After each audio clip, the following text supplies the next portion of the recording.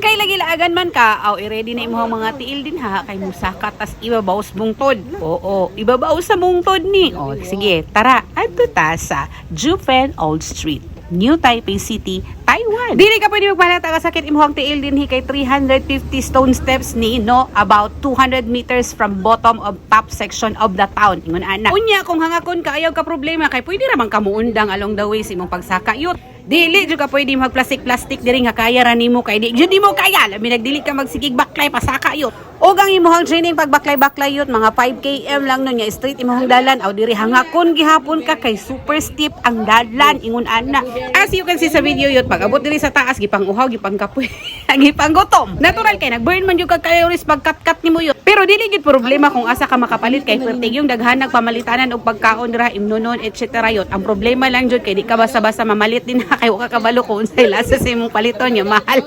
Hoy, kita ka nang gikaon ni Ate Yot mura nagbinignit nga mura og ka na halo-halo nga di masabtan. Hoy, mao bitaw nga sige lang gid mi og share diri og pagkaon kay aside from limited ang amo ang dala nga kwarta aw dili pud namo kabisado ang mga pagkaon diri basig bagsakit na hinuon mo ang tiyan.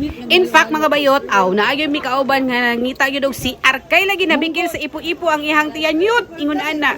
Muna ayaw gid mo patakag kaon kung di mo kaila sa pagkaon ana. Kanini ang Jufen Old Street mga yots kay gwapo kay ni siyang laaganan kay kuya pud kay ni hang historical background nili sa Taipei Taiwan yut. Aside ani mga lanterns nga nice kaayo pagkagabi na gyud yut kay mao man gyud siya ang trademark aning lugar yut. Kaning area is a renowned worldwide na nostalgic atmospheric charm kay nganaali siya mga lanterns diri yut.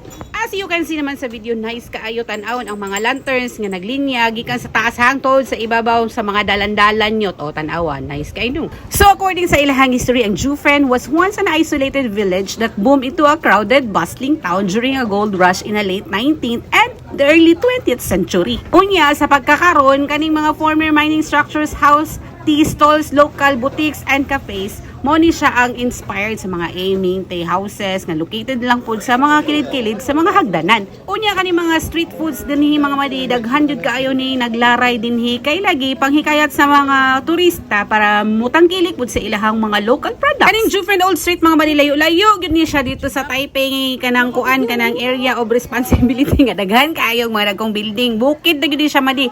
Mo na makaingon jud ko nga palangga jud sila sa ilahang gobyerno kay maskin layo ginatagaan jud sila og mga proyekto nga makahikayat og mga tao nga makahatag og income sa ilahang kaugalingong lugar sa ilang locality.